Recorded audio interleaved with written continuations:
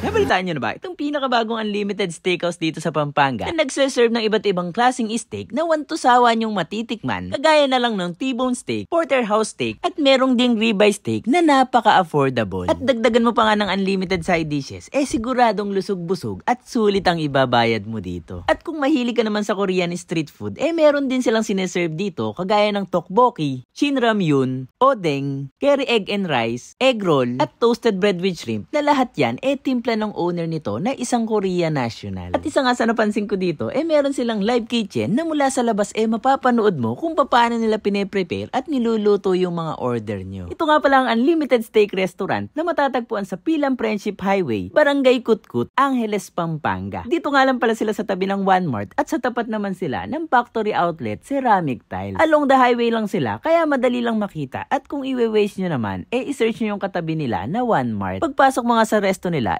mapapansin mo na napakasimple lang at walang masyadong decorations at hindi rin ganong kalakihan yung dining area nila na sa tansya ko kaya lang mag-accommodate ng 30 to 40 persons. At good news naman sa mga magdadala ng sasakyan, meron sila ditong parking space kaya less hassle na sa pagpapark. Sa mga pupunta nga pala dito, open sila araw-araw mula 11 AM hanggang 2 AM. Kaya naman hanggang madaling araw, pwede kayong mag-dine in dito. Heto nga pala yung menu nila na maaari nyong i-post para makita nyo yung presyo. At tama nga yung nakikita nyo na for only $7.99, wantusawa nyo ng matitikman yung tatlong klase ng steak nila sa loob ng 2 oras. At kung pupunta nga kayo rito, siguraduhin yung gutom na gutom kayo para masulit nyo yung only steak nila. Pero hinay-hinay nga lang sa pagpaparefill para maiwasan ang leftover charge. And for today's food trip nga, kasama natin yung mga pamangkin ko na talagang sinulit yung mga pagkain dito. At heto at isa-isa na natin tinikman itong mga steak nila na halos hindi naman din nagkakalayo yung lasa. Lalo yung T-bone at porterhouse na unlike sa ribeye na mas meaty at juicy kumpara sa dalawang nauna. Nagdagdag naman ng flavor yung gravy nila na unlimited refill din kaya kung gravy lover ka,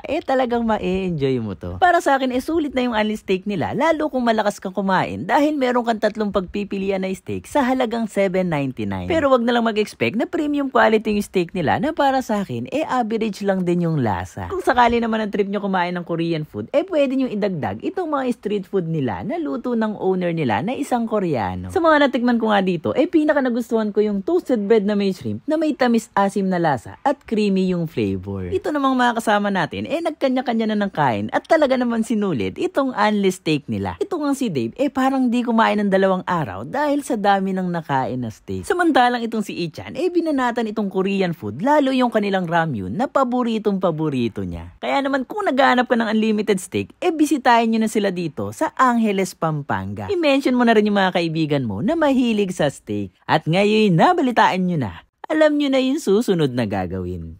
Hanggang sa muli!